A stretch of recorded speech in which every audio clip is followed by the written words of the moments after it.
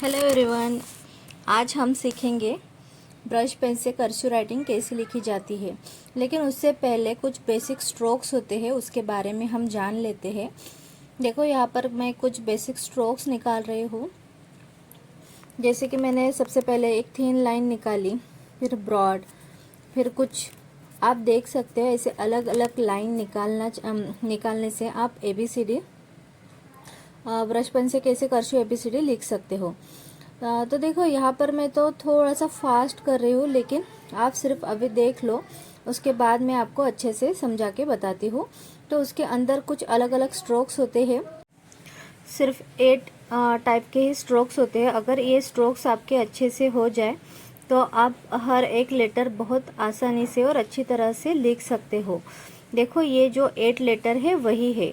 इस 8 लेटर के मदद से आप जो चाहे वो लेटर्स बना सकते हो। अभी फ़िलहाल मैं एक ए कैसे लिखा जाता है वो बताती हूँ। तो देखो यहाँ पर एक सिंपल सा मैंने सबसे पहले इस टाइप का सर्कल बना लिया।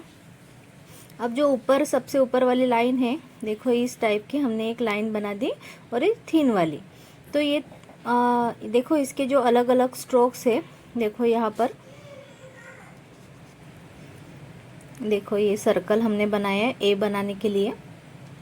उसके बाद हमने ये ब्रॉड लाइन बना दी जो कि ऊपर से नीचे आती हुई है, और उसके बाद हमने एक थिन लाइन निकाली है ए के अंदर। देखो ये वाली, ऐसे ये सारे लाइंस मिला के हमने ए बनाया। इसी टाइप हम अलग अलग लेटर बना सकते हैं।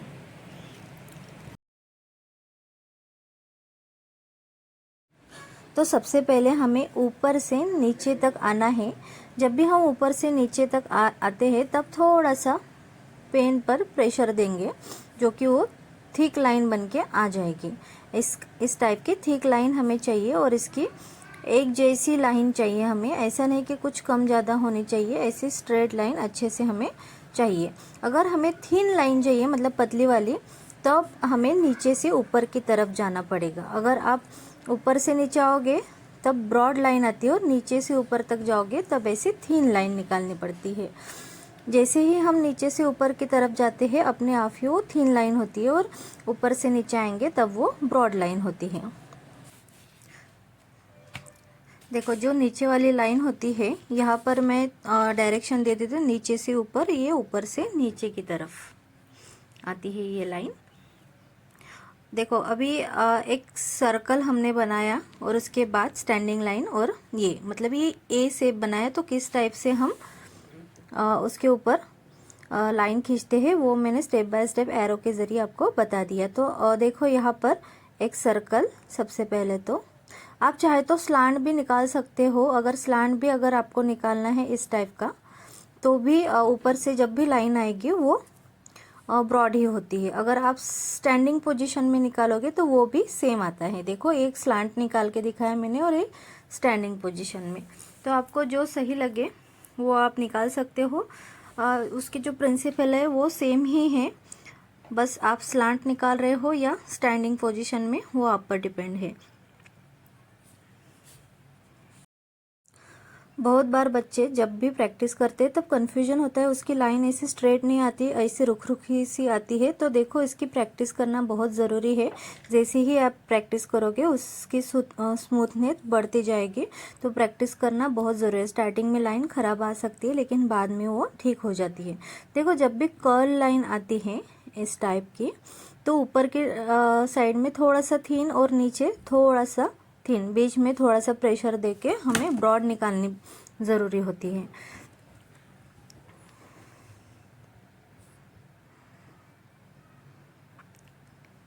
देखो यहाँ पर हमने हेलो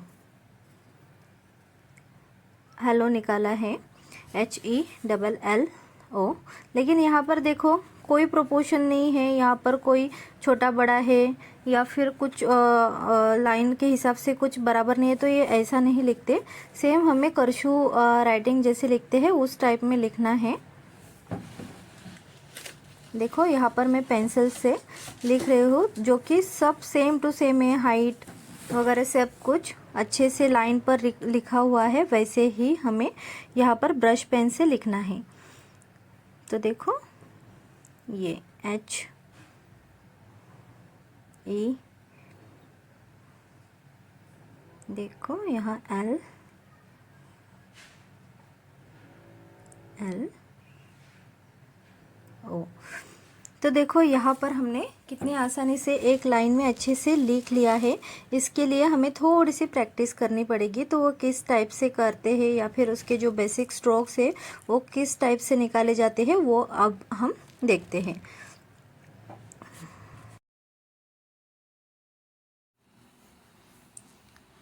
तो देखो सबसे पहले हमने नीचे से जब ऊपर तक लाइन निकाली तब ये जो लाइन थी वो थिन थी और ऊपर से जब नीचे आए तो वो ब्रॉड थी। लेकिन दोनों में अंतर देख सकते हो, पहले वाला जो है उस टाइप में ऊपर से थोड़ा सा राउंडेड शेप होना चाहिए, ना कि कॉर्नर। अगर डायरेक्ट ही कॉर्नर आपका दिखाई देता है तो रॉन्ग होता है। तो देखो यहाँ पे जैसे ये राउंडेड पार्ट आया है नीचे वाला, वैसे ही हमें चाहिए। डायरेक्ट ही अगर आप कॉर्नर निकालोगे तो वो रॉन्ग होता है। सो इस जो ये शेप निकाला है हमने, इस शेप की अगर आप अच्छे से प्रैक्टिस करोगे तो वो बराबर निकाल सकते हो आप। देखो अब हम आगे वाला शेप देखेंगे। देखो नीचे से हमें थिन लेके ऊपर से नीचे जब आते हैं तब हम ब्रॉड लेकर आते हैं ये लाइन, ये हमेशा ध्यान रखो। देखो नीचे से एकदम थिन और ऊपर से ब्रॉड।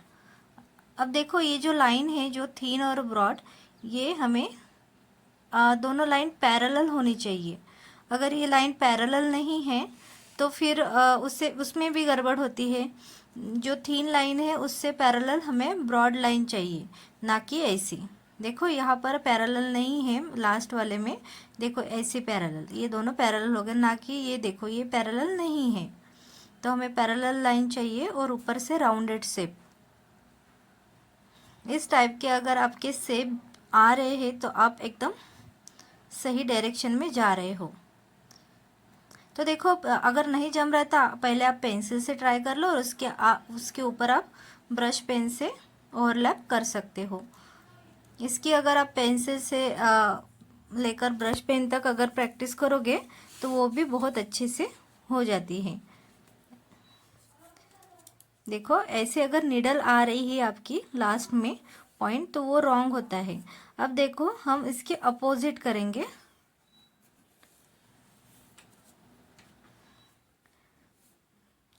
यहाँ पर अब हम ऊपर से ब्रॉड और नीचे से थिन, मतलब ये उल्टा शेप। लेकिन इसमें भी ध्यान रखो कि ये दोनों लाइन हमें पैरेलल ही चाहिए, जो ब्रॉड लाइन है वो और थिन लाइन।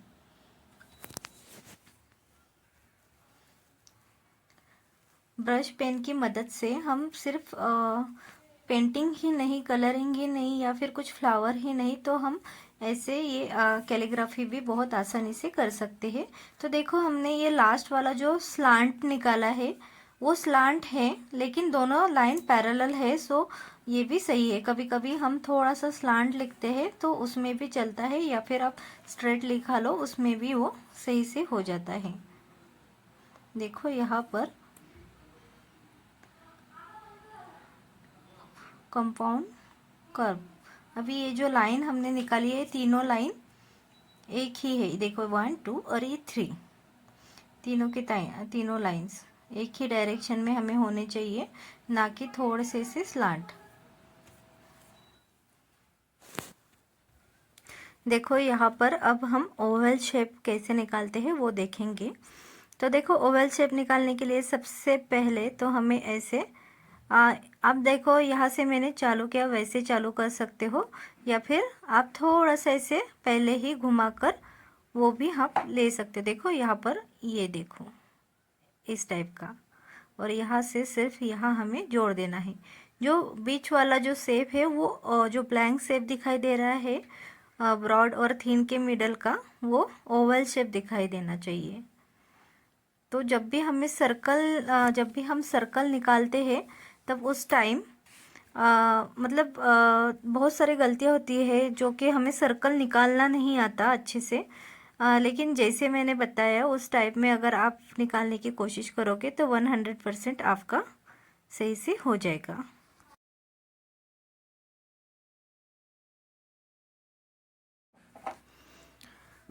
देखो यहाँ पे हमने ये सारे के सारे ओवल जो निकाले हुए हैं वो कितने अच्छे से आसानी से हमने एक साइड ब्रॉड और दूसरी साइड थिन बना के निकाल लिया। अब हम आगे का शेप देखेंगे।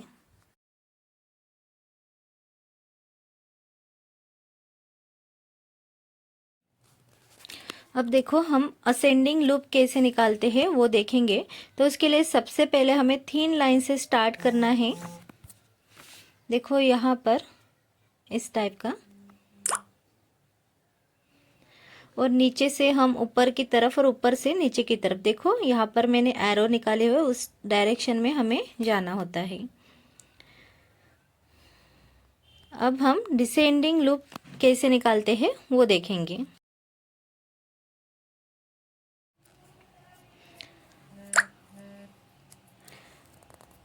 तो देखो डिसेंडिंग लूप्स में हमने ऊपर से नीचे तक ब्रॉड लाइन लेके आए और बाद में हम उसे नीचे से ऊपर तक थिन लाइन लेकर गए। सेम वैसे ही हमें प्रैक्टिस करनी है। अगर आप ऐसे ही प्रैक्टिस करोगे तो अच्छे से हो जाएगा। अब हम हमारे जो शेप्स थे वो सारे के सारे हमने निकाल लिए हैं। अब इसी शेप की मदद से हम कुछ लिखने की कोशिश करेंगे, लेकिन वो अगले वीडियो में। तो अगला वीडियो आएगा, तब तक आप इसकी प्रैक्टिस ज़रूर करना।